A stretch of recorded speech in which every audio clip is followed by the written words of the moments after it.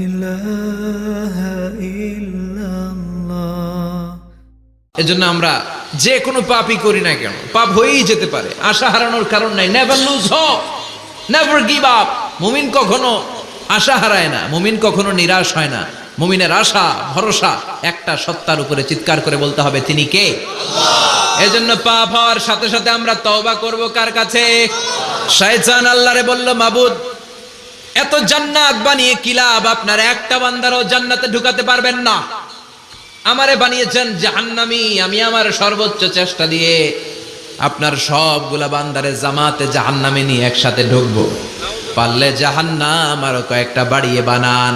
আল্লাহ বললেন, কেন কেন? শয়তান বলে, লা আকুদান্না লাহুম সিরাতাকাল মুস্তাকিম।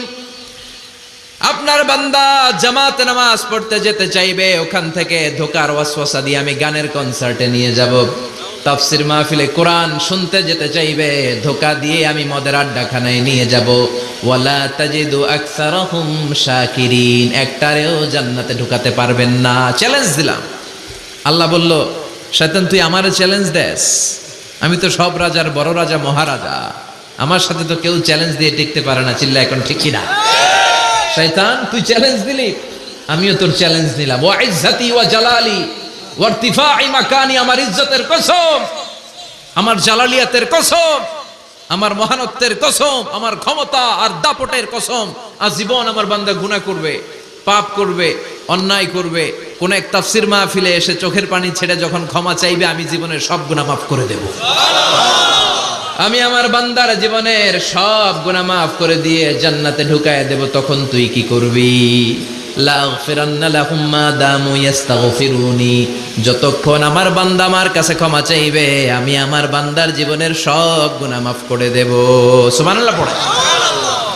এজন্য রব্বুল আলামিন বলেন, ইয়া আইয়ুহাল্লাযীনা আমানু তুবু ইলাল্লাহি তাওবাতান নাসুহা। তওবার মতো তওবা করো।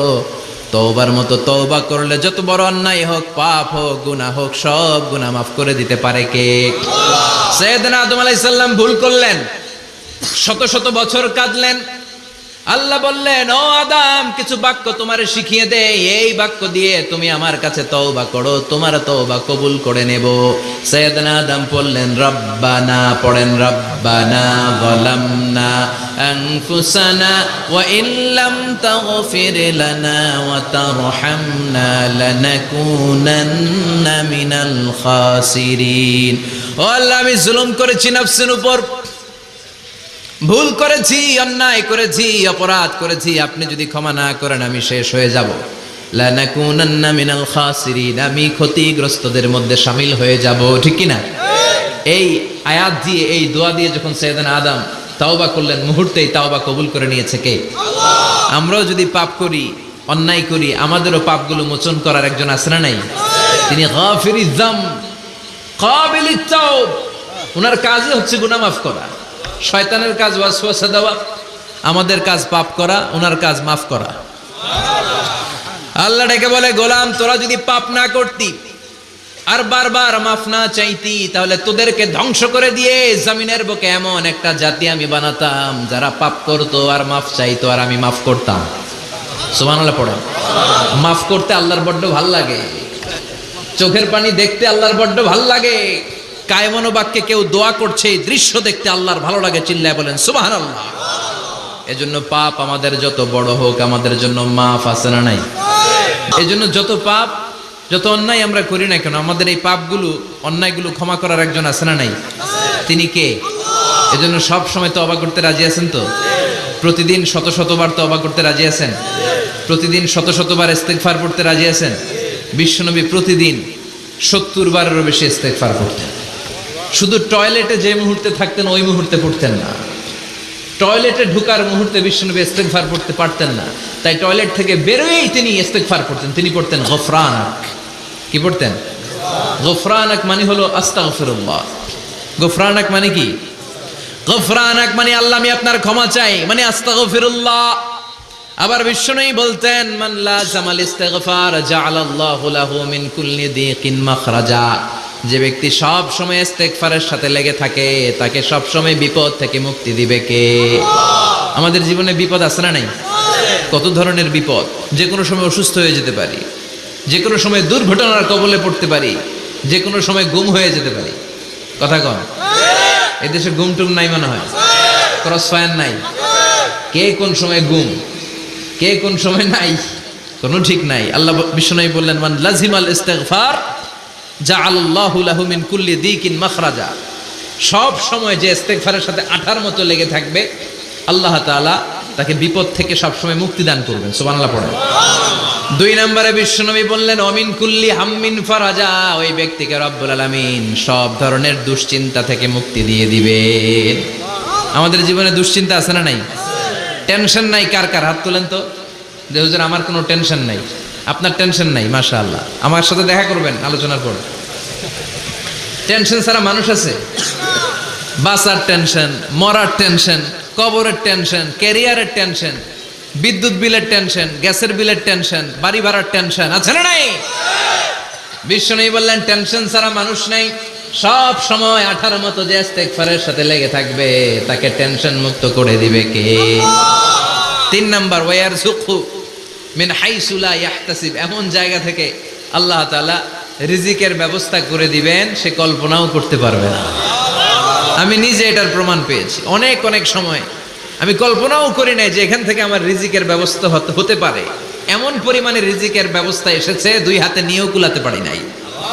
এজন্য সব সময় চলতে ফিরতে উঠতে বসতে ইস্তিগফারের সাথে লেগে থাকার দরকার আছে না নাই?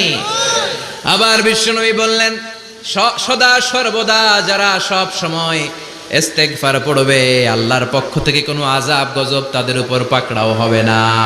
ওয়া মা কানাল্লাহু মুআযযিবাহুম ওয়া হুম ইস্তাগফিরুন। সুবহানাল্লাহ। যতক্ষণ তুমি ইস্তিগফার পড়বে, আল্লাহর পক্ষ থেকে প্রোটেকশন আছে না নাই? তাহলে 4টা জিনিস পেলেন। 1 নম্বরে, বিপদ থেকে মুক্তি দিবে কে? টেনশন মুক্ত করে দিবে কে? রিজিকের ব্যবস্থা করে দিবে কে? আল্লাহর আযাব আর গজব থেকে আপনার হেফাজতে রাখবে কে? ইস্তিগফার পড়ার 5 নাম্বার ফজিলত হচ্ছে, সব সময় ইস্তিগফার পড়লে আপনি মুস্তাজাবুদ দাওয়া হয়ে যাবেন। কি হয়ে যাবেন? মানে দোয়া করলেই কবুল করবে কে? আল্লাহ। মুস্তাজাবুদ দাওয়া, এই টার্মিনোলজি, এই পরিভাষাটা কি আজকে প্রথম শুনলেন?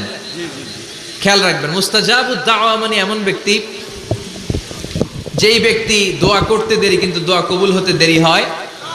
হাত তুলে দোয়া করতে দেরি, মুহূর্তেই দোয়া কবুল করে নেয় কে? আল্লাহ। আপনি যদি সব সময় ইস্তিগফারের আমলটা করেন, আপনারে মুস্তাজাবুদ দাওয়া বানিয়ে ফেলবে কে? আল্লাহ। মুস্তাজাবুদ দাওয়া। আপনি সব সময় যদি ইস্তিগফারের সাথে আঠার মতো লেগে থাকতে পারেন, আপনি দোয়া করা মাত্র দোয়া কবুল করে নেবে কে? আল্লাহ। এজন্য সব সময় অবসরে বসে আছেন, বাস স্টেশনে বসে আছেন, সিএনজিতে চড়ে এক জায়গা থেকে আরেক জায়গায় যাচ্ছেন, বিছানায় শুয়ে আছেন, পড়বেন আস্তাগফিরুল্লাহ। কি পড়বেন? প্রাণ খুলে মন থেকে আওয়াজ করে সবাই পড়েন আস্তাগফিরুল্লাহ। আবারও পড়েন আস্তাগফিরুল্লাহ। চিল্লায় পড়েন আস্তাগফিরুল্লাহ। আবার বিশ্বনবী বললেন, যে ব্যক্তি পড়বে আস্তাগফিরুল্লাহ আল্লাযী লা ইলাহা ইল্লা হুয়াল হাইয়ুল কাইয়্যুম ওয়া আতুবু ইলাইহি, যুদ্ধের ময়দান থেকে যদি কেউ পালিয়ে যায়, তার কোনো মাফ নাই। এটা অনেক বড় কবিরা গুনাহ। আত-তাওয়াল্লি মিন ইয়াউমিজ যাহফ, যুদ্ধের ময়দান থেকে পালালে ওর কোনো মাফ নাই। বিশ্বনবী বলেন, যুদ্ধের ময়দান থেকে পালিয়ে এসেছে কোনো মুসলিম সৈনিক, সেও যদি এই আস্তাগফিরুল্লাহ আল্লাযী লা ইলাহা ইল্লা হুয়াল হাইয়ুল কাইয়্যুম ওয়া আতুবু ইলাইহি মন থেকে পড়ে, তার জীবনের গুনাহ আল্লাহ মাফ করে দিবে। আবার সাইয়েদনা আবু বকর, সহিহ বুখারীর বর্ণনা, বিশ্বনবীরে বললেন, ইয়া রাসূলুল্লাহ আল্লিমনি দুআআন আদউ বিহি ফি সালাতি। ও নবী, আপনি আমারে এমন একটা দোয়া শিক্ষা দেন, যেই দোয়াটা আমি নামাজের মধ্যে করব। বিশ্বনবী বললেন, তুমি নামাজের মধ্যে পড়ো, আল্লাহুম্মা ইন্নী যালামতু নাফসি যুলমান কাসীরা ওয়ালা ইয়াগফিরুয যুনুবা ইল্লা আনতা ফাগফির লি মাগফিরাতাম মিন ইনদিকা ইন্নাকা আনতাল গফুরুর রহিম। সুবহানাল্লাহ। এটার আমরা বলি দোয়ায়ে মাসুরা। এটাও একটা ইস্তিগফার। যেখানেই ক্ষমা চাওয়ার কথা আছে, ওইটাই ইস্তিগফার। বুঝতে পেরেছেন? আল্লাহুম্মা ইন্নী যালামতু নাফসি, ও আল্লাহ অনেক জুলুম করেছি, যুলমান কাসীরা, জুলুমের শেষ নাই। ওয়ালা ইয়াগফিরুয যুনুবা ইল্লা আনতা, আপনি ছাড়া এই জুলুম আর পাপ ক্ষমা করার কেউ নাই। ফাগফিরলি মাগফিরাতাম মিন ইনদিক, নিজ গুণে আমার গুনাহ ক্ষমা করে দেন। ওয়ালা ইয়াগফিরুয যুনুবা ইল্লা আনতা, আপনি ছাড়া গুনাহ ক্ষমা করার দ্বিতীয় কেউ নাই। আমাদের পাপ ক্ষমা করার আর কোনো সত্তা আছে? চিল্লায় বলেন আছে?